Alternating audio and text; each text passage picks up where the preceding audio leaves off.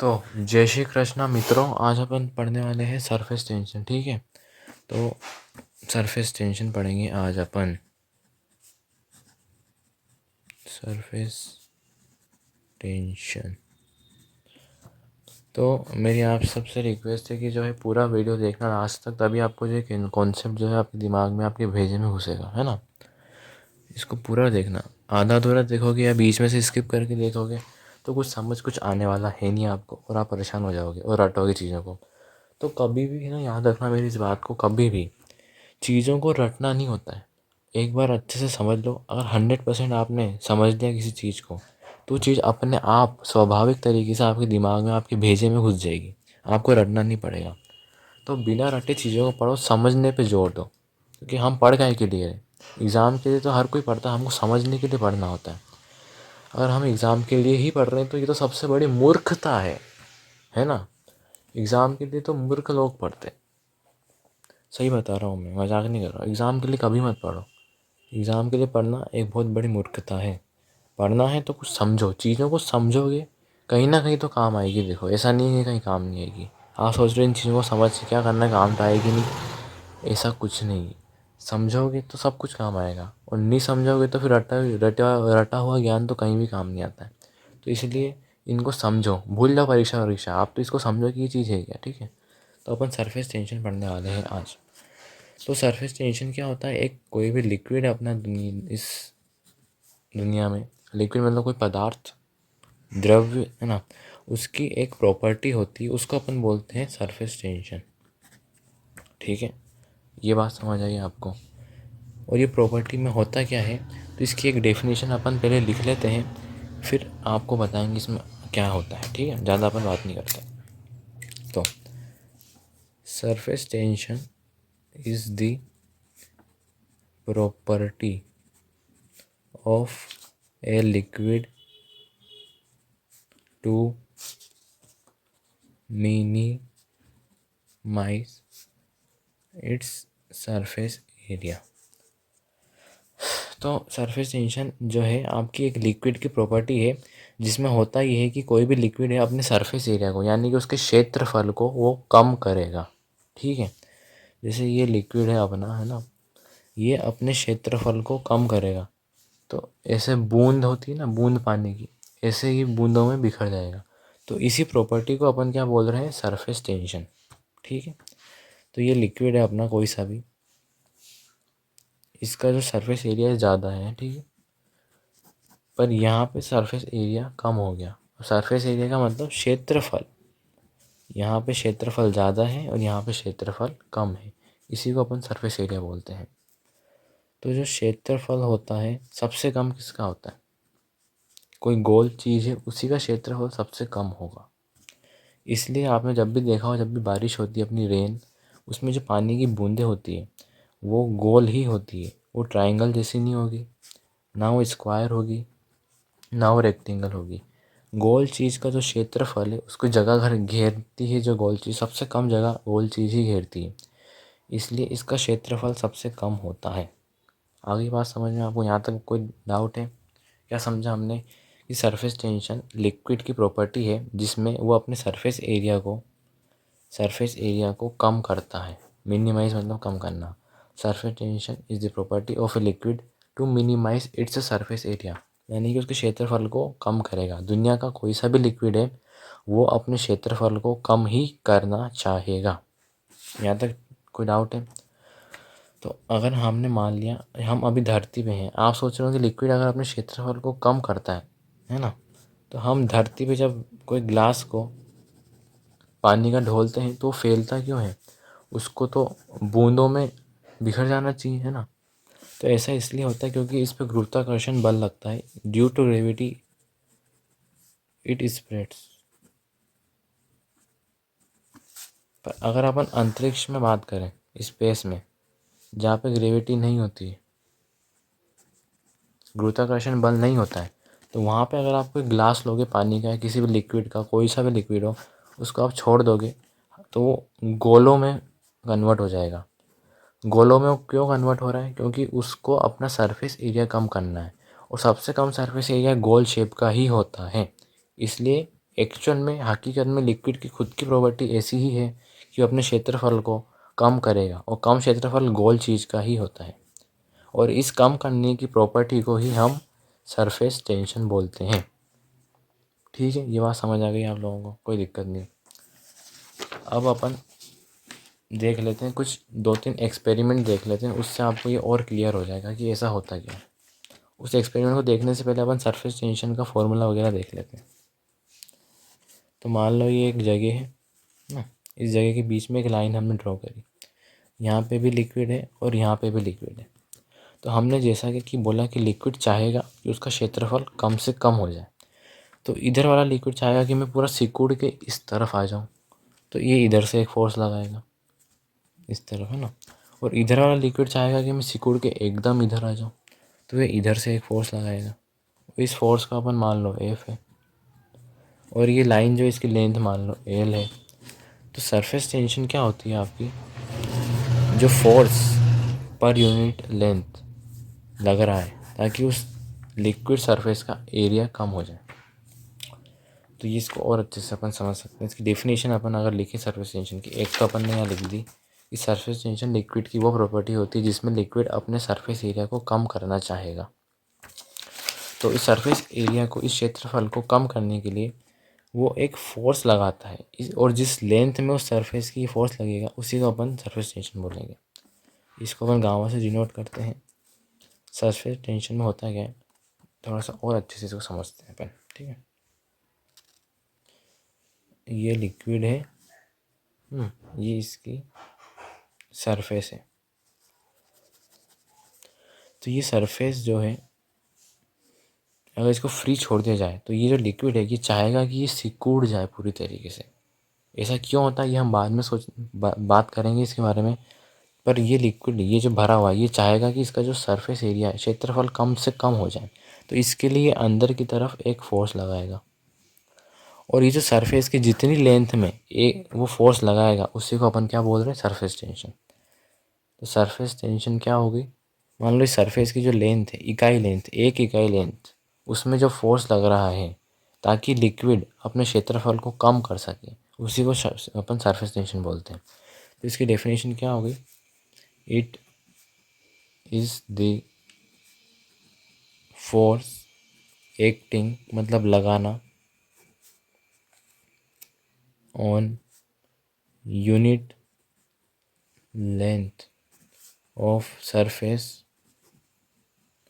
to reduce the surface area।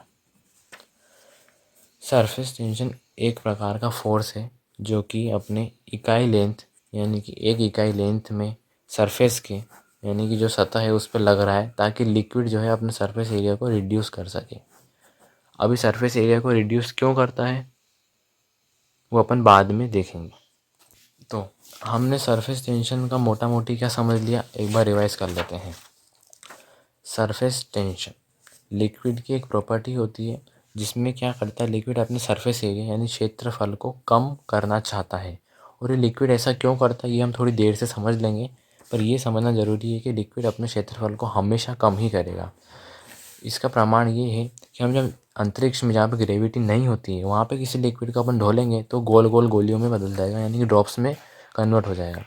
और सबसे कम क्षेत्रफल किसी गोल चीज़ का ही होता है, इसलिए कोई भी लिक्विड दुनिया का गोल ड्रॉप्स में ही कन्वर्ट होता है। वो ट्राइंगल, स्क्वायर, रेक्टेंगल ऐसी ड्रॉप्स में कन्वर्ट नहीं होता है। ठीक है, ये बात आपको समझ आ गई कि लिक्विड जो दुनिया का कोई सा भी, वो अपने क्षेत्रफल को कम ही करेगा। और उस कम करने के लिए जो सरफेस के नीचे जो फोर्स लग रहा है, किसी भी इकाई लेंथ में सरफेस की, मतलब किसी भी एक इकाई हिस्से में सरफेस के जो भी फोर्स लग रहा है नीचे की तरफ ताकि उसका क्षेत्रफल कम हो जाए, उसी को अपन सरफेस टेंशन बोल रहे हैं। ठीक है, तो यहाँ से अपन फोर्स की यूनिट बता देंगे, न्यूटन है, और लेंथ की यूनिट मीटर। तो फोर्स बटे लेंथ, ये अपना सरफेस टेंशन न्यूटन पर मीटर हो गया। ठीक है, इकाई लेंथ में सरफेस की फोर्स लग रहा है ताकि अपना सरफेस एरिया कम हो सके। ठीक है, यहाँ तक तो कोई दिक्कत नहीं होनी चाहिए। अब एक कॉन्सेप्ट और अपन समझते हैं इसमें। वो कॉन्सेप्ट क्या है कि अपन इसको सरफेस टेंशन इसलिए बोल रहे हैं क्योंकि ये सरफेस पे लग रहा है फोर्स। ठीक है, सरफेस पे जो पार्टिकल होगा और जो पार्टिकल नीचे होगा, इन दोनों की प्रॉपर्टीज़ डिफरेंट होगी। तो ये जो प्रॉपर्टी है अपनी सरफेस पार्टिकल की ही है। तो हमने क्या समझा कि सरफेस टेंशन एक फोर्स है जो कि सरफेस पे लगता है उसकी इकाई लेंथ में, ताकि लिक्विड अपने सरफेस एरिया को सिकुड़ सके, कम कर सके। तो ये जो फोर्स है हमेशा परपेंडिकुलर ही लगेगा, यानी कि 90 डिग्री एंगल बनाएगा अपने सरफेस के साथ। सिंपल सी बात है। ठीक है, यहाँ तक बात समझ आ चुकी होगी आपको, मुझे लगता है। अब हम इसको सरफेस टेंशन ही क्यों बोलते हैं उसका कारण भी समझ लो, क्योंकि ये जो पार्टिकल है अपन इसकी बात कर रहे हैं, जो पार्टिकल सरफेस के नियर है। जो पार्टिकल नीचे दबा हुआ है उसकी प्रॉपर्टी जो होगी और इसकी जो प्रॉपर्टी होगी वो दोनों डिफरेंट होगी। भले ही दोनों है H2O, पानी के मॉलिक्यूल, पर इनकी जो फिजिकल प्रॉपर्टी है सरफेस वाले की और नीचे वाली बल्क की, दोनों की अलग अलग होगी। ठीक है, दोनों की डिफरेंट प्रॉपर्टीज़ होगी। और हम यहाँ पे सरफेस वाले पार्टिकल की ही बात कर रहे हैं, इसलिए इसको सरफेस टेंशन हम बोलते हैं। तो हमको पता चलेगा सरफेस टेंशन एक प्रकार का फोर्स है। ठीक है, अब अपन 2 एक्सपेरिमेंट हुए हैं इतिहास में, जिससे ये प्रमाण मिलता है कि लिक्विड जो है अपना सरफेस एरिया हमेशा कम ही करना चाहेगा, बढ़ाना नहीं चाहेगा। ठीक है, समझ आ गई यहाँ तक? अपन लोग एक्सपेरिमेंट्स को देखते हैं और अपन को पता चलेगा कि एक्चुअल में लिक्विड जो है सरफेस एरिया कम करता है, वास्तविकता में ऐसा होता है। Y liquid reduce it's surface area, कि भैया लिक्विड जो है अपने सरफेस एरिया को कम क्यों करता है ना? ये हम बाद में समझेंगे। पहले हम देखते हैं कि एक्चुअल में लिक्विड जो है, ये वाई अभी हटा देते हैं, बाद में समझेंगे कि लिक्विड ऐसा क्यों करता है। पर इस चीज़ का जो प्रमाण है, प्रूफ, वो 2 एक्सपेरिमेंट हमने करे हैं, उससे हमको पता चलता है। वो हम देखते हैं सबसे पहले। तो पहला एक्सपेरिमेंट देखते हैं अपन फटाफट से। हमने क्या करा, एक रिंग ली है ना, रिंग, सोने की, चांदी की, कोई सी भी रिंग ले लो। ठीक है ना, अब ज़्यादा बेस नहीं करेंगे। तो ये जो रिंग है इसको हमने क्या करा, पानी होता है ना, पानी, सोप, साबुन होता है, साबुन, साबुन के पानी में डुबाया। इसी ये वाली रिंग मत लो आप, समझ नहीं आएगा आपको। ये रिंग ली अपन ने, इसको साबुन के पानी में ऐसे डुबो के निकाला। तो यहाँ पे एक पतली सी लेयर साबुन की बन जाएगी, जिसको अगर फूका देंगे अपन, हवा देंगे तो गुब्बारे निकलते हैं, आपको पता ही सी हो, तो शैम्पू साबुन सब है ना। तो यहाँ लेयर बन जाएगी साबुन की एक पतली सी, उसको अपन सॉफ्ट फिल्म बोलते हैं, सॉफ्ट फिल्म है ना। और हमने इस लेयर के ऊपर एक धागा छोड़ दिया, ऐसे ही बिखेर दिया, छोटा सा धागा है ना। और थोड़ी देर बाद हमने क्या करा, एक सुई ली और सुई से धागे के अंदर के हिस्से को प्रिक करा, है ना। जैसे हीमोग्लोबिन टेस्ट करते हैं जब प्रिक करते हैं ना उंगली को, वैसे ही यहाँ अंदर प्रिक करा अपन ने एक नीडल से। तो आफ्टर प्रिकिंग हमने क्या देखा कि हमने ये देखा कि जो धागा जिसका क्षेत्रफल कम था, छोटा सा क्षेत्रफल था, वो बड़ा हो गया और एकदम गोल सर्कल बना लिया उसने। और बाहर तो सोप की फिल्म है ही सी, है ना, बाहर तो है ही सी साबुन, अंदर नहीं है। ठीक है, तो हमने, ऐसा हुआ क्यों? तो ऐसा इसलिए हो रहा है यहाँ पे कि जो बाहर वाला लिक्विड है वो चाह रहा है कि उसका क्षेत्रफल एकदम कम हो जाए, तो ये इधर से फोर्स लगा रहा है। ठीक है, और यहाँ अंदर वाला लिक्विड भी चाह रहा है कि उसका क्षेत्रफल एकदम कम हो जाए, तो अंदर से भी एक फोर्स लगा रहा है। तो यहाँ पे हो क्या रहा है, इस पे धागे पे अगर देखें अपन, नेट फोर्स जो इस पे लग रहा है वो क्या है, 0। इसकी वजह से ना ये हिल डुल नहीं रहा है और अपना शेप अपना बरकरार रख रहा है। पर जैसे ही हमने यहाँ बीच में सुई चुभाई, ये अंदर का पानी ख़त्म हो गया है ना, बाहर बचा है पानी।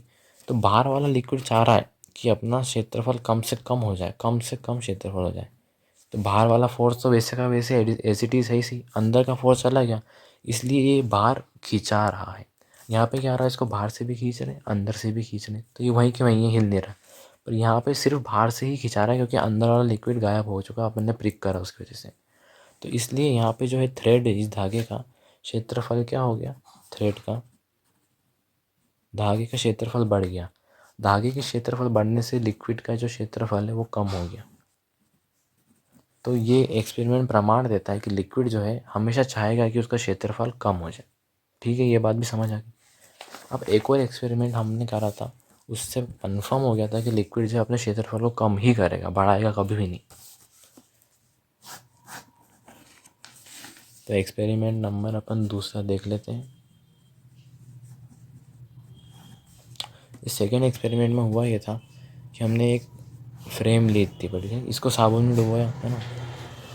यहाँ तक साबुन आ गया यहाँ पे। ठीक है, साबुन मतलब पतली सी लेयर साबुन की बन जाती है। आप डुबाना उस साबुन, शैम्पू के पानी में डुबोना इसको, उसको निकालना है, पतली सी लेयर बन जाएगी उस पर। वही ये लेयर है। इस लेयर के आगे अपन एक लाइन रख दी, पतली सी हल्की सी बहुत आधे ग्राम की लाइन रख दी अपन ने, ठीक है ना। तो हमने ये पाया कि थोड़ी देर बाद आफ्टर सम टाइम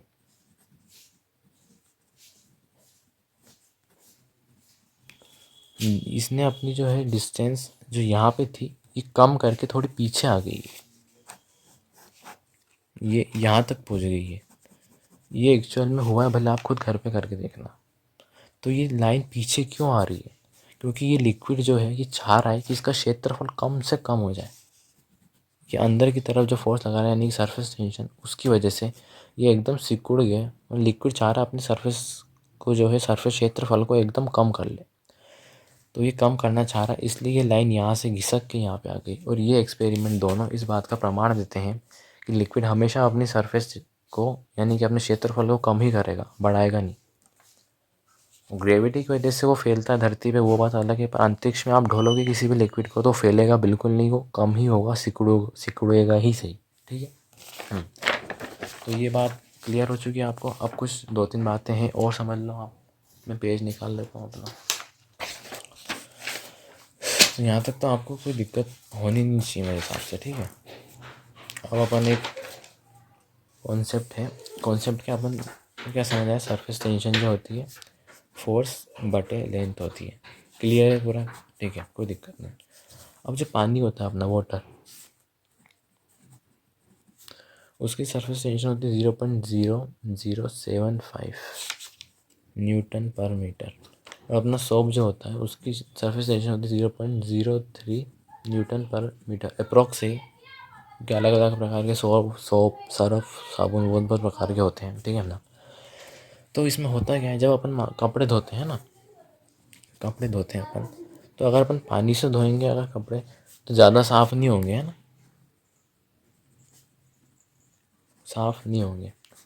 पर अगर अपन सोप से धोएंगे कपड़े को, है ना, कपड़ों को सोप से धोएंगे तो साफ़ होंगे, ज़्यादा साफ़ होंगे।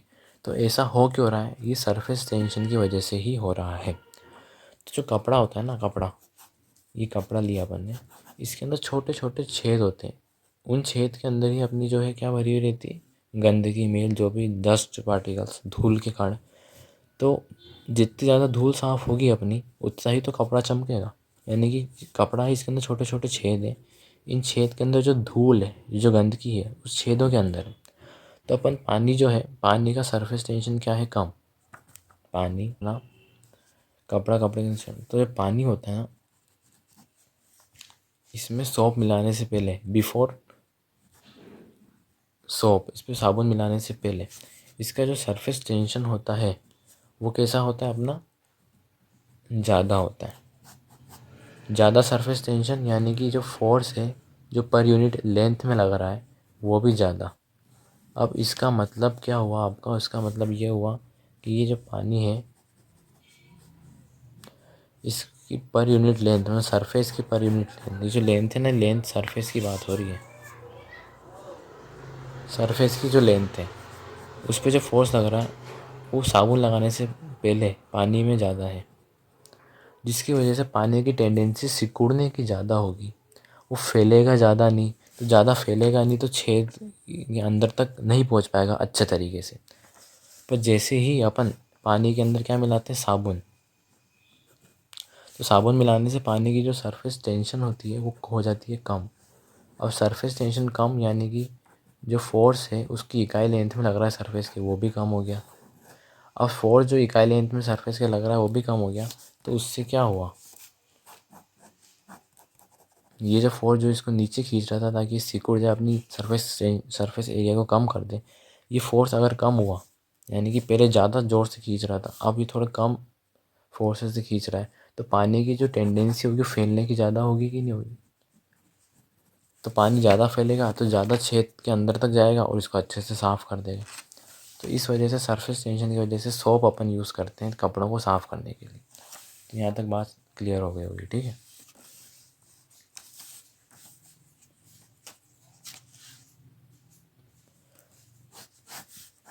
तो जो पानी होता है अपना, इसका सरफेस टेंशन जो रहता है वो होता है कितना, 0.0075। और एक मरकरी अपन ले ले, यानी कि पारा, इसका सरफेस टेंशन होता है 0.04 न्यूटन पर मीटर। तो पानी की जो बूंदें बनेगी वो ऐसी बड़ी बड़ी सी बूंदें बनेगी, और इसकी जो बूंदें बनेगी वो छोटी छोटी बूंदें बनेगी। अब ऐसा क्यों हो रहा है? वही सरफेस टेंशन इसका कम है, इसका ज़्यादा है। इसका सरफेस टेंशन कम यानी कि जो फोर्स एक इकाई लेंथ में लग रहा है वो कम, यानी कि इस पे अंदर की तरफ जो फोर्स लग रहा है इसके सरफेस एरिया को कम करने के लिए वो इतना ज़्यादा नहीं लग पा रहा है, इसलिए फेल ज़्यादा रहा है। ठीक है। पर यदि मरकरी की बात करें, इस पे सरफेस टेंशन ज़्यादा, यानी कि जो फोर्स अपनी सरफेस पे लग रहा है इकाई लेंथ में वो ज़्यादा ज़ोर से लग रहा है, इसलिए अंदर सिकुड़ने की टेंडेंसी इसकी ज़्यादा है, फेल कम रही है। सरफेस एरिया इसका कम है। सरफेस एरिया कम किसका होता है? अच्छे गोले का। तो इसका गोला अच्छा बन रहा है मरकरी में, और इसका गोला इतना अच्छा नहीं बन रहा। तो ये बात भी समझ आ गई। ठीक है। तो जय श्री कृष्णा मित्रों, अपना जो है क्या हो चुका था, सरफेस टेंशन वाला लेक्चर हो चुका था पूरा। अब अपन पढ़ने वाले हैं सरफेस फ्री एनर्जी। ठीक। क्या पढ़ेंगे अपन? Surface SURFACE surface free. ठीक है। तो सरफेस फ्री एनर्जी फटाफट पढ़ के ख़त्म करते हैं, फिर अपन खेल कूद करेंगे। ठीक है। क्योंकि खेल कूद करना बहुत ज़रूरी है, मुझे क्रिकेट खेलने भी जाना है अभी। ठीक है। हाँ। तो अपन क्या करते हैं, सरफेस फ्री एनर्जी को पढ़ लेते हैं फटाफट, फिर खेलेंगे। ठीक है। अरे तो सरफेस फ्री एनर्जी को समझने से पहले अपने को सरफेस टेंशन को समझना बहुत ज़रूरी है, क्योंकि वो समझ नहीं आया तो ये तो कुछ समझ आएगा नहीं। सिंपल सी बात है ना, वो अच्छे से समझ के आ जाओ। मेरे पिछले लेक्चर में अच्छे से मैंने समझा रखा है। ठीक है। हाँ। तो सरफेस फ्री एनर्जी क्या होती है, तो अपन ले लेते हैं एक बीकर इसको समझने के लिए। आप दारू का गिलास भी ले सकते हो, अगर आपके घर पे है तो कोई दिक्कत नहीं है। बीकर में भी समझ सकते हो, दोनों एक ही चीज़ है। हाँ, दोनों कांच से ही बनते हैं ना। तो दारू का गिलास नहीं, बीकर है। इसको ऐसे कर लेते नहीं तो लोग पता नहीं क्या समझेंगे। तो इसके अंदर भरा हुआ है अपना पानी। ठीक है। यहाँ तो पानी भर दिया। ये क्या है? अपनी सरफेस है। ठीक है जी। अब एक पार्टिकल सरफेस के बहुत पास में है तो इसको अपन सरफेस पार्टिकल बोलेंगे, और एक पार्टिकल नीचे दबा हुआ है इसको अपन बोलेंगे बल्क पार्टिकल, मतलब भीड़ में दबा हुआ बल्क पार्टिकल या बल्क मॉलिक्यूल, कुछ भी बोल लो, कोई फ़र्क नहीं पड़ता। ठीक है। तो ये पार्टिकल सरफेस पार्टिकल हो चुका और वो बल्क पार्टिकल हो चुका। ये सरफेस पार्टिकल है और ये बल्क पार्टिकल है। सरफेस के पास सरफेस और नीचे दबा हुआ बल्क। तो जो नीचे दबा हुआ है इस पे यहाँ से यहाँ से यहाँ से और यहाँ से, इस पे देखो, इस पे राइट से भी फोर्स लग रहा है, इस पे लेफ्ट से भी फोर्स लग रहा है।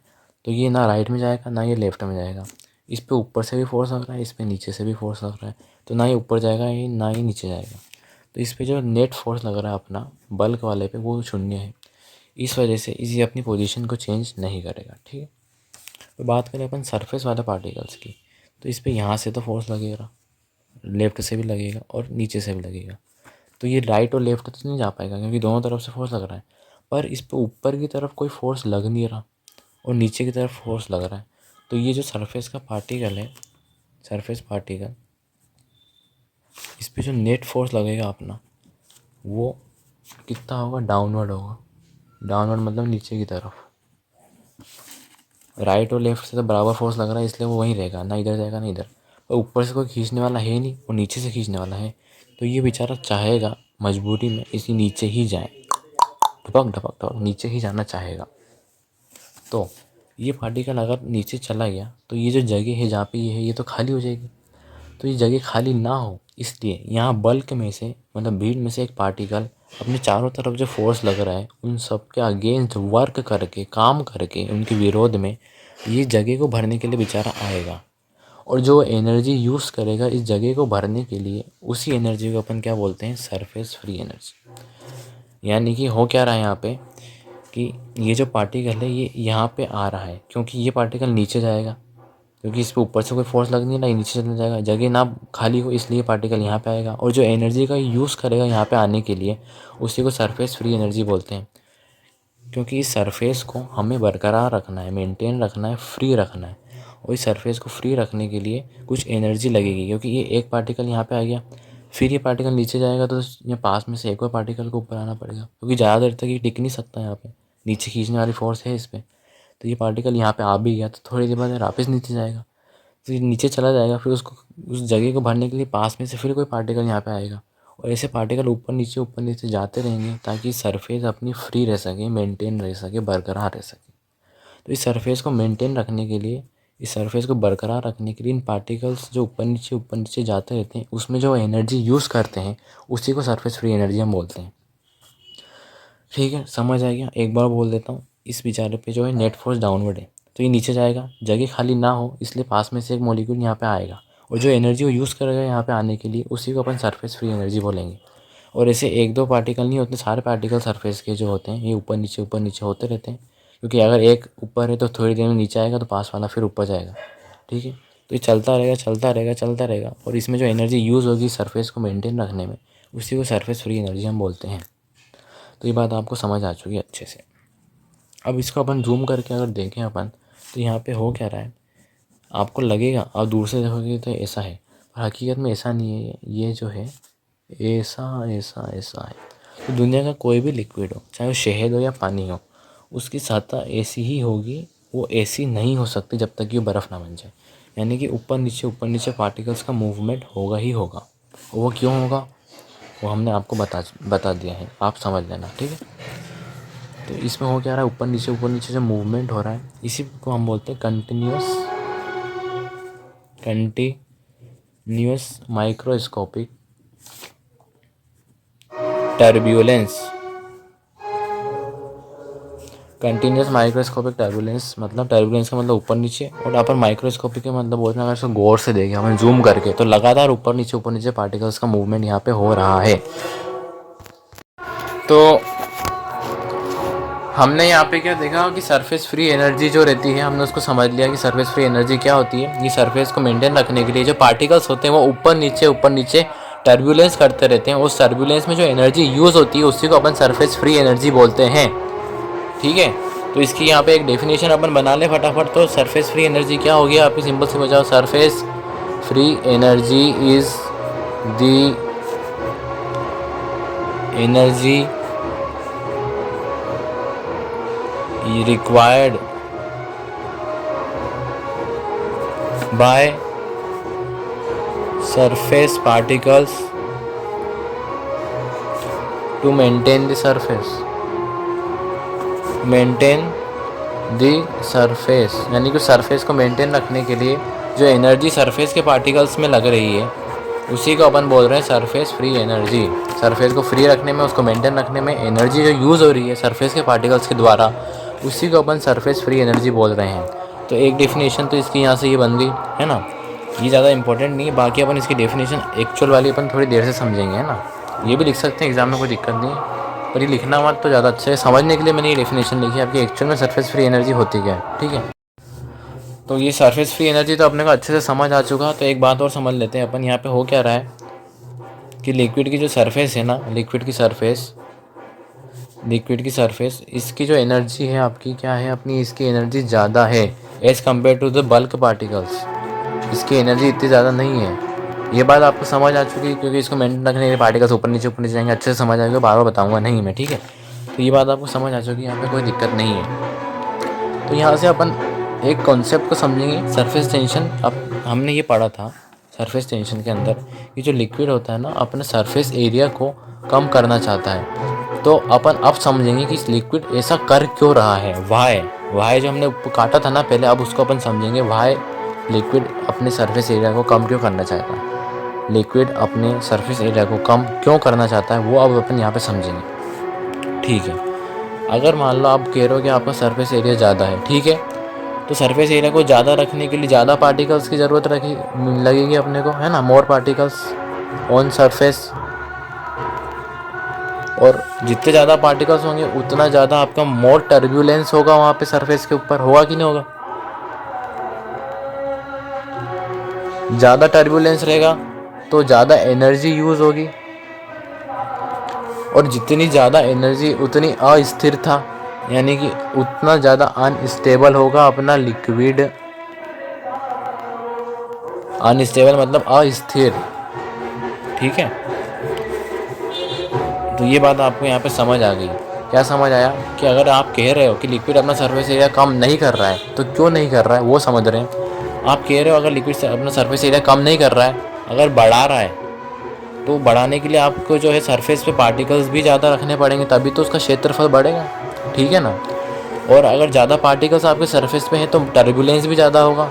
टर्बुलेंस वाला कॉन्सेप्ट समझा ना अपन ने, यहाँ पे ऐसा टर्बुलेंस होगा तो ज़्यादा टर्बुलेंस होने से वहाँ पे सरफेस पे जो एनर्जी होगी वो भी ज़्यादा होगी। और ज़्यादा अगर एनर्जी हो गई तो वो लिक्विड अपना कैसा रहेगा, अनस्टेबल। किसी भी चीज़ के पास अगर ज़्यादा एनर्जी आ जाए जितनी ज़रूरत है उसको, तो वो अनस्टेबल हो जाता है। तो लिक्विड क्या चाहता है, वो चाहता है कि हमको स्टेबल होना है।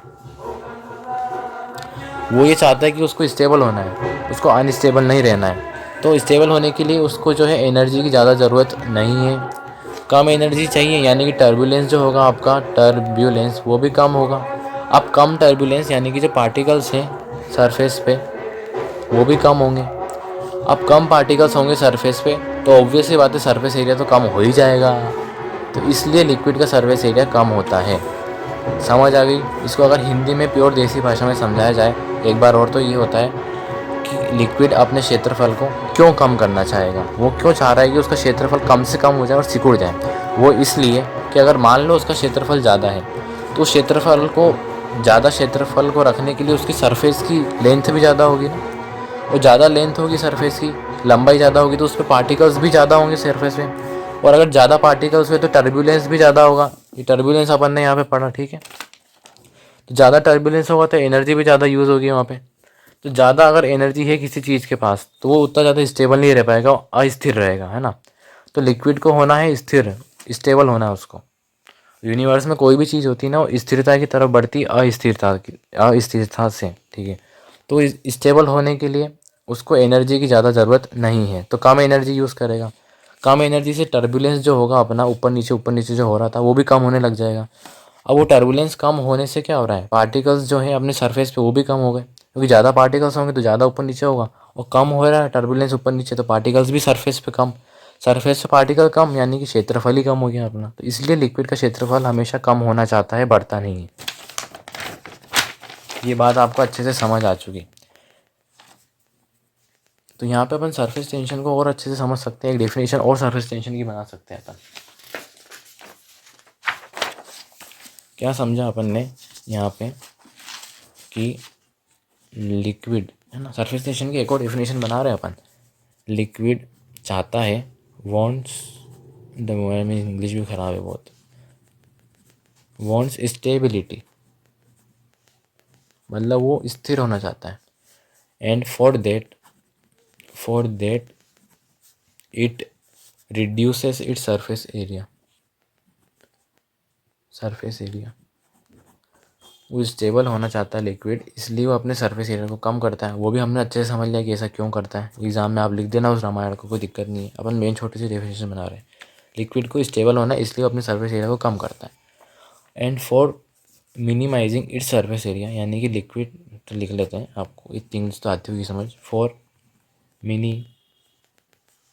मिनिमाइजिंग सरफेस एरिया को कम करने के लिए जो लिक्विड होता है applies A downward force on its surface, और उसी फोर्स को अपन बोलते हैं on its surface, on its unit length, उसकी एक इकाई लेंथ में जो जितना फोर्स अपना लिक्विड लगा रहा है ताकि उसका क्षेत्रफल क्या हो जाए, कम हो जाए, उसी को अपन क्या बोलेंगे, सरफेस टेंशन। क्या समझ आया। ये एक और डेफिनेशन अपनी यहाँ पे सरफेस टेंशन की बन गई कि लिक्विड चाहता है कि स्टेबिलिटी उसको मिले, उसके लिए वो अपने सरफेस एरिया क्षेत्रफल को कम करेगा। और क्षेत्रफल को कम करने के लिए फॉर मिनिमाइजिंग क्षेत्रफल, अपना जो लिक्विड है उसकी सतह से डाउनवर्ड, नीचे की तरफ एक फोर्स लगाएगा, जिस फोर्स को अपन बोलते हैं सरफेस टेंशन। और वो पर यूनिट लेंथ में लगा रहा है, इसलिए उसको अपन फोर्स को क्या बोलेंगे, फोर्स बटे लेंथ। वो लेंथ डिवाइड में अपन चल जाएगा, सिंपल सी बात है। यानी कि है एक प्रकार से अपना सरफेस टेंशन फोर्स ही है। ये है अपना लिक्विड, ये अपने को स्टेबल होना चाहता है। स्टेबल होने के लिए इसकी सरफेस पे नीचे की तरफ एक फोर्स लगा रहा है, और वही फोर्स क्या है, अपना टेंशन है। और वो एक पर्टिकुलर लेंथ, एक यूनिट लेंथ में लग रहा है, इसलिए उसको अपन एल से डिवाइड कर रहे हैं। बात ख़त्म। तो यहाँ से सरफेस टेंशन का पूरा कॉन्सेप्ट ख़त्म हो गया। सरफेस फ्री एनर्जी भी समझ आ गई अपने को होती क्या है। ठीक है। अब उसको अपन मैथमेटिकली डिराइव कर लेते हैं सरफेस फ्री एनर्जी होती क्या है, ठीक है। अपन यहाँ डेरिवेशन देखते हैं, यानी सरफेस फ्री एनर्जी का जो फॉर्मूला है वो कैसा होगा अपन उसको देखेंगे। तो derivation of formula of surface free energy, यानी कि हमने यहाँ पे जो है सरफेस फ्री एनर्जी को देसी भाषा में, तो एकदम देसी भाषा में समझा कि एक्चुअल में सरफेस फ्री एनर्जी होती क्या है। पर अपन उसको अब डिस्क्राइब करेंगे, एग्जाम में लिखेंगे तो किस तरीके से उसको लिखना होगा, उसका एक तरीका है, वो अपन समझने जा रहे हैं। तो derivation of formula of surface free energy है ना, formula of surface free energy. तो फटाफट इसका फॉर्मूला डिराइव कर लेते हैं, अब ज़्यादा बहस अपन नहीं करेंगे। वापस से एक लकड़ी की फ्रेम ले लो, ऐसी चपटी सी है ना, यहाँ पे भरा हुआ है अपना क्या, साबुन। यहाँ पे एक लाइन खींच दी अपन ने, पतली सी वायर की लाइन खींच दी, ठीक है। तो यहाँ पे क्या हो रहा है अपना, इस वायर की जो लेंथ है उसको मान लो एल है ना, और लिक्विड अंदर सरफेस टेंशन लगा रहा है एफ फोर्स से, ठीक है। पर हम चाहते हैं, हम मूर्ख लोग चाहते हैं कि इसको अगर अपन थोड़ा अच्छे से डिराइव करें, थोड़ा मैथ्स अगर ज़्यादा यूज़ करना चाहें अपन, तो ये जो कंडीशन है इसको अपन इनिशियल कंडीशन मान लेते हैं, इनिशियल कंडीशन मान लेते हैं। यहाँ से यहाँ तक कि डिस्टेंस को अपन x मान लेते हैं, ठीक है। अब फाइनल कंडीशन में क्या हो रहा है, हम चाह रहे हैं, खुद से चाह रहे हैं कि इसका क्षेत्रफल बढ़ जाए थोड़ा सा, यानी कि इसको बाहर से पकड़ के खींच रहे हैं हम, यानी कि वर्क कर रहे हैं अपन एक्सटर्नली। तो इसका क्षेत्रफल थोड़ा बढ़ गया अपना, पहले तो ये यहाँ पे थी, अब ये यहाँ पे आ गई। जितनी डिस्टेंस में इसका क्षेत्रफल बढ़ा उसको अपन ने डेल्टा एक्स बोल दिया। यहाँ तो एक्स था ही सही, और इसको डेल्टा एक्स बोल दिया अपन ने। यहाँ पे अंदर की तरफ एक फोर्स तो लग ही रहा था, ठीक है, और बाहर से अपन ने एक्सटर्नली वर्क करके इसका क्षेत्रफल जो है बढ़ा दिया, और लेंथ तो उतनी ही है, लेंथ में कोई अपन चेंजेस करा नहीं। तो ये चीज़ आपको समझ आई। हुआ क्या, यहाँ पे तार लगी हुई थी, यहाँ अपना जो है पानी था या सोप कुछ भी था, कोई लिक्विड था अपना, है ना। तो हम ये लिक्विड तो अंदर एक फोर्स लगा रहा था जिसको अपन सरफेस टेंशन बोलते हैं, है ना। यहाँ से इस लाइन की डिस्टेंस एक्स थी, तो हमने बाहर से खींचा इस लकड़ी को, लाइन को, कुछ किसी को भी, जिससे इसका जो है लिक्विड का क्षेत्रफल बढ़ गया। हमने जानबूझ के इसका क्षेत्रफल बढ़ाया, खुद से तो अपना क्षेत्रफल कम कर रहा था, और हमने खींचा। तो जितनी दूर तक हम इसको खींच के लाए इनिशियल कंडीशन से, उस डिस्टेंस को अपन ने क्या बोला, डेल्टा एक्स, और उसकी लेंथ तो सेम है ही सही। तो ये फाइनल कंडीशन बोल देते हैं इसको अपन, ठीक है। तो यहाँ पे हो क्या रहा है, अपन जो वर्क कर रहे हैं एक्सटर्नली, काहे के लिए कर रहे हैं, टू इंक्रीज सरफेस एरिया, ठीक है। एक्सटर्नल वर्क कर रहे हैं अपन सरफेस एरिया को बढ़ाने के लिए। तो जितना वर्क अपन करेंगे, जितना अपन उसको ज़ोर से खींचेंगे, उतना क्या होगा अपना, उसका क्षेत्रफल क्या होगा, बढ़ेगा। जितना खींचेंगे उतना क्षेत्रफल इस तरफ से बढ़ रहा है ना, वो लिक्विड यहाँ से यहाँ आ गया, उसका क्षेत्रफल बढ़ गया इतना। तो जितना क्षेत्रफल बढ़ेगा आपका, उतना जो है आपका टर्बुलेंस, सरफेस बढ़ेगी उतनी, सिंपल सी बात, अच्छे से समझते हो, उतनी ज़्यादा अपनी सरफेस की जो लेंथ है, सरफेस की साइज़ वगैरह बढ़ जाएगी। उतने ज़्यादा पार्टिकल्स अपने सरफेस पे प्रेजेंट होंगे, मोर पार्टिकल्स प्रेजेंट होंगे सरफेस पे, उतने ही पार्टिकल्स प्रेजेंट होंगे सरफेस पे, ठीक है। मोर नहीं लिखते हैं, जितना अपन खींच रहे उतने पार्टिकल सरफेस पे प्रेजेंट है अपने। जितने पार्टिकल सरफेस पे प्रेजेंट है उतना ज़्यादा टर्बुलेंस होगा, और जितना टर्बुलेंस होगा उतनी ही एनर्जी जो है, सरफेस फ्री एनर्जी यूज़ होगी आपकी उस सरफेस को मेंटेन रखने के लिए।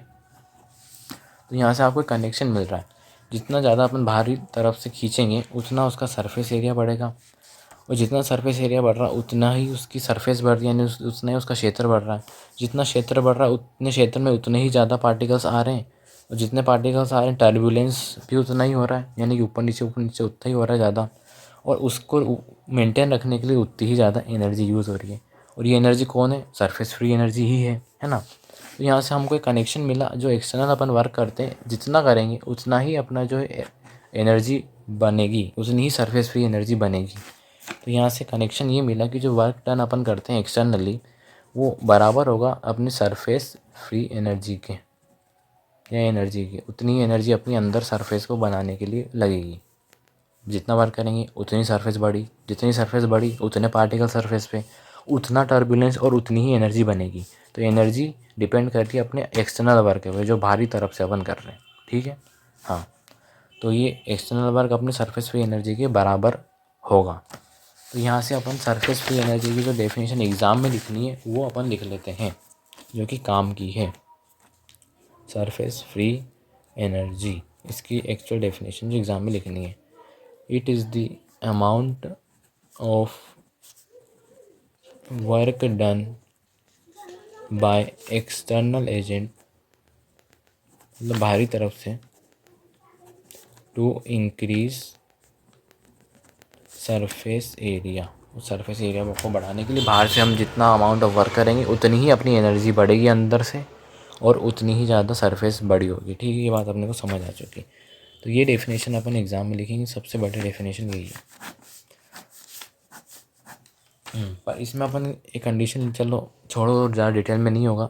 एग्ज़ाम में अपन फार्मेसी कर रहे हैं, अपन फिजिक्स का कोई एग्ज़ाम तो दे नहीं रहे। नहीं तो इसमें थोड़ी डिटेल और होती है। वहाँ पे होता क्या है एक्चुअल में, यहाँ पे फ्रिक्शन और ग्रेविटेशनल फोर्स भी होता है, जिसकी वजह से वर्क एक्सटर्नल थोड़ा सा कम हो जाता है।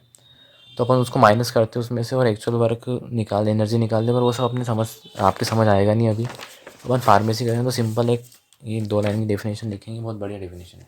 ठीक है, surface free energy is the amount of work done by external agent to increase the surface area. ठीक है, तो यहाँ से हमने क्या देखा, वर्क डन जो अपन एक्सटर्नल कर रहे हैं वो बराबर होगा अपने सरफेस फ्री एनर्जी के। ठीक है जी, खत्म। अब इसका फटाफट अपन डेरिवेशन फॉर्मूला डेराइव कर लेते हैं, फिर छुट्टी, आज का डाटा पर हो जाएगा। ठीक है, तो सरफेस फ्री एनर्जी तो अपने को समझ आ गई क्या होती है, अपनी amount of work done by external agent to increase the surface area. अच्छे से समझ आ चुका है ऐसा क्या होता है। यानी कि जो वर्क है वो सरफेस एनर्जी के बराबर है, वही सरफेस फ्री एनर्जी ही है ये, है ना। तो इसको मान लो अपन यू से शो कर लेते हैं। तो हमने कुल मिला करके यू निकालना है, और यू जब डब्ल्यू के बराबर, वर्क के बराबर, तो जो वर्क का फॉर्मूला होगा वही यू का फॉर्मूला होगा। तो वर्क का फॉर्मूला क्या होता है अपना, फोर्स इनटू में डिस्टेंस। तो ये भी क्या हो जाएगा अपना, फोर्स इनटू में डिस्टेंस, क्योंकि एनर्जी और वर्क अभी बराबर है। ठीक है, और हमको पता है जो सरफेस टेंशन होता है यानी कि गामा, वो क्या होता है अपना, फोर्स अपॉन लेंथ। तो यहाँ से जब फोर्स आएगा वो क्या निकल के आएगा आपका, गामा इंटू एल।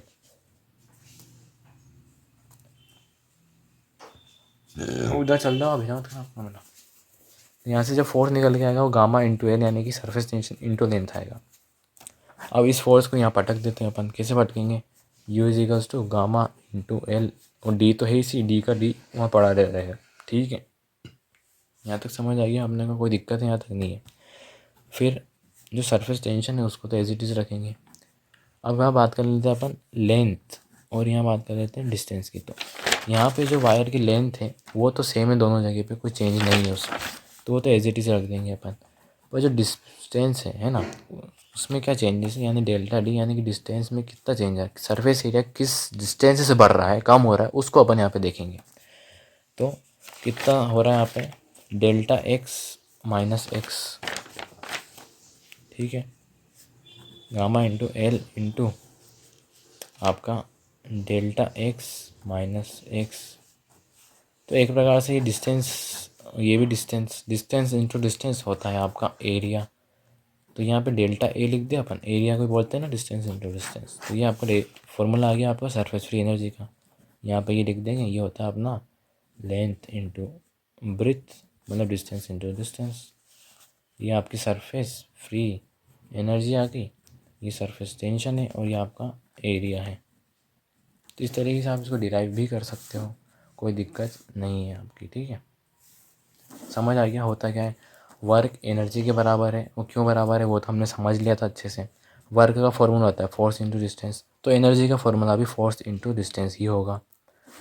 तो हमको पता है सरफेस टेंशन होता है फोर्स बटे में लेंथ, तो यहाँ से फोर्स का फॉर्मूला आ जाएगा सरफेस टेंशन इंटू में लेंथ, क्योंकि लेंथ उधर चली गई। अब एनर्जी वाला जो फॉर्मूला था फोर्स इंटू डिस्टेंस, यहाँ फोर्स की वैल्यू रखेंगे, क्या है अपनी surface tension into length into distance. अब ये दोनों है क्या, दोनों है तो लेंथ, तो लेंथ इंटू लेंथ होता क्या है अपना एरिया। तो ये एरिया हो गया लेंथ इंटू लेंथ, तो इन दोनों को मिला करके अपने डेल्टा ए लिख दें, यानी कि चेंज इन एरिया। यानी कि यानी कि चेंज इन एरिया, ये कौन सा एरिया अपना, सरफेस एरिया। यानी कि हमने जो उसको खींचा, उस खींचने में उसका जो सरफेस क्षेत्रफल है किस दर से बढ़ा, उसको अपन बोल रहे हैं ये एरिया, चेंज इन एरिया। तो ये उतना एरिया है, यानी कि पहले इतना एरिया था, अब उसका एरिया इतना हो गया, तो इन दोनों के एरिया में कितना अंतर है, यानी कि कितना वो बढ़ा, यानी कि इतना बढ़ा वो। तो जितना वो बढ़ा उसी को अपन यहाँ पे लिखेंगे, क्योंकि जितना वो बढ़ेगा वही बात आ गई, उतनी ही सरफेस अपनी बढ़ रही है। सरफेस पहले भी इतनी थी, यहाँ भी इतनी बड़ी, इतनी। अब जितनी बड़ी उतने ही पार्टिकल सरफेस पे ज़्यादा होंगे, उतने टर्बुलेंस और उतनी ही एनर्जी, और वही अमाउंट ऑफ एनर्जी अपन यहाँ से समझ रहे हैं, बात समझ आ चुकी होगी, है ना। तो ये अपनी सरफेस फ्री एनर्जी बन चुकी। एनर्जी है तो इसकी जो यूनिट होती है वो अपन जूल्स में लिखते हैं, JOULES, सिंपल सी इसकी यूनिट होती है, ठीक है। अब हमने देखा कि जो सरफेस फ्री एनर्जी हो गई अपनी, वो क्या हो गई अपनी U, और वो क्या हो गया उसका फॉर्मूला अपना surface tension into change in क्षेत्रफल, चेंज इन सरफेस एरिया। अब यहाँ से जो अपन है इसको सरफेस टेंशन को ऐसे नहीं लिख सकते क्या, U/ΔA, ये A नीचे चला गया। तो सरफेस टेंशन का एक और अपना जो है डेफिनेशन वो बन सकता है, और वो डेफिनेशन ये है, क्या है, एनर्जी, ये एनर्जी हो गई पर यूनिट एरिया। तो ये एक और आपकी डेफिनेशन बन चुकी सरफेस टेंशन की, कि उस सरफेस पे उस सरफेस पे पर यूनिट सरफेस एरिया लिखना पड़ेगा। ये जो सरफेस है इसकी इस सरफेस में जो पर यूनिट एरिया है उसमें कितनी एनर्जी भरी हुई है, उसको ही क्षेत्रफल अपन सरफेस टेंशन बोलते हैं। तो सरफेस टेंशन एनर्जी बटे एरिया हो गया। तो एनर्जी की यूनिट क्या होगी अपनी, जूल्स, एरिया की यूनिट मीटर स्क्वायर। तो यहाँ से अपन ने सरफेस टेंशन भी समझ लिया अच्छे से, और सरफेस फ्री एनर्जी भी समझ ली, ठीक है, इतना काफ़ी है। पर अपन यहाँ से एक काम की चीज़ अपने को समझ आ रही है कि जो सरफेस टेंशन और एरिया का क्या कनेक्शन है। तो यहाँ से अगर अपन देखें अच्छे से, तो सरफेस टेंशन जो है अपने एरिया के इन्वर्सली प्रोपोर्शनल है, यानी कि जितना ज़्यादा अपना सरफेस का एरिया होगा उतनी ही कम अपनी क्या होगी, सरफेस टेंशन होगी। और जितनी ज़्यादा आपकी सरफेस टेंशन हुई उतना ही कम अपना एरिया होगा।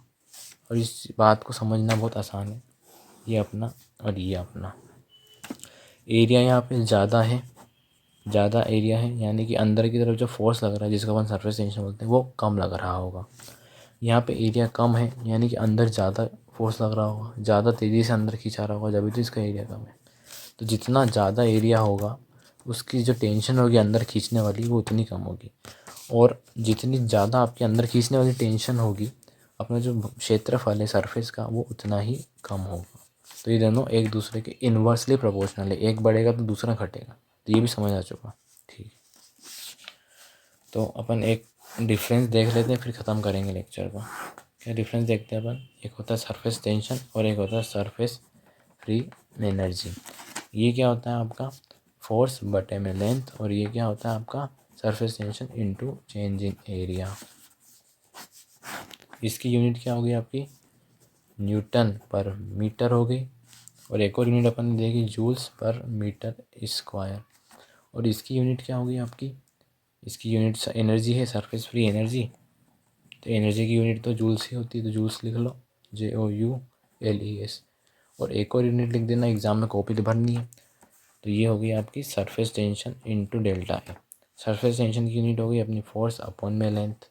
अब एरिया में लेंथ इनटू में लेंथ होता है, तो लेंथ इनटू लेंथ, एक एल से एक एल कटा तो फोर्स इनटू लेंथ, यानी कि न्यूटन मीटर। एक और यूनिट आ गई अपनी सरफेस फ्री एनर्जी की। कॉपियाँ भरते हैं ना इस तरीके से, ख़त्म।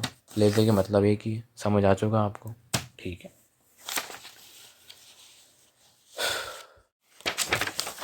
तो फाइनली अपन जो है समझ लेते हैं इसमें कि दोनों चीज़ों में हो क्या रहा है, सरफेस टेंशन और सरफेस फ्री एनर्जी में। तो सरफेस टेंशन में क्या हो रहा है, अब अपन एकदम देसी भाषा में समझेंगे। इतने रामायण करने के बाद मुझे लगता नहीं कि आपको कोई डाउट होगा, पर फिर भी अपन देख लेते हैं। ये ले लिया दारू का गिलास, इसमें भर दी दारू, दारू मतलब अरे बीकर है, पानी भरा है इसमें, ठीक है ना। तो हमने ये देखा कि लिक्विड जो है, ये लिक्विड अपने सरफेस एरिया को कम करेगा। उसको कम करने के लिए सरफेस की किसी इकाई लेंथ में जो फोर्स लगाएगा नीचे की तरफ, उसको अपन बोलेंगे सरफेस टेंशन। ठीक है, अब ये एक सरफेस है, इस सरफेस में पार्टिकल्स जो है नीचे आ रहे हैं, नीचे की तरफ फोर्स आ रहा है, तो ये जगह खाली ना हो जाए इसके लिए यहाँ पास में से कोई पार्टिकल्स इस जगह को भरने के लिए आएंगे।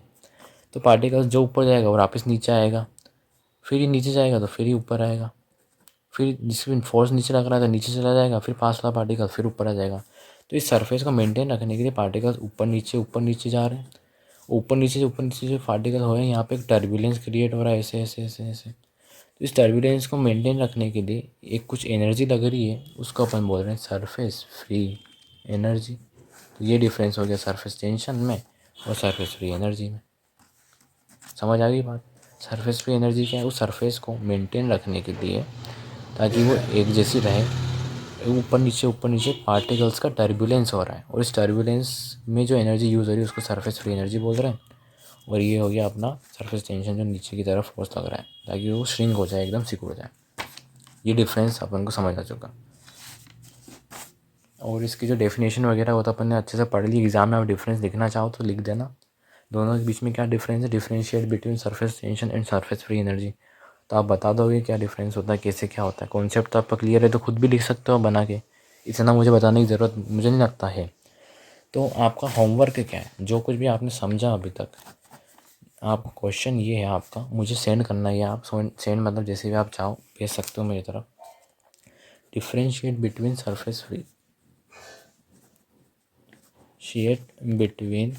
Surface tension and surface free energy. जो कुछ भी आपने समझा उसमें से समझ करके एटलीस्ट 5 पॉइंट्स मेरे को चाहिए डिफरेंस में दोनों के, कि दोनों क्या होता है, क्या अंतर है दोनों में, क्या समांतर है ना। सारी चीज़ें अपने को 5 पॉइंट्स, एटलीस्ट 5 पॉइंट्स में चाहिए। ये आपका होमवर्क है।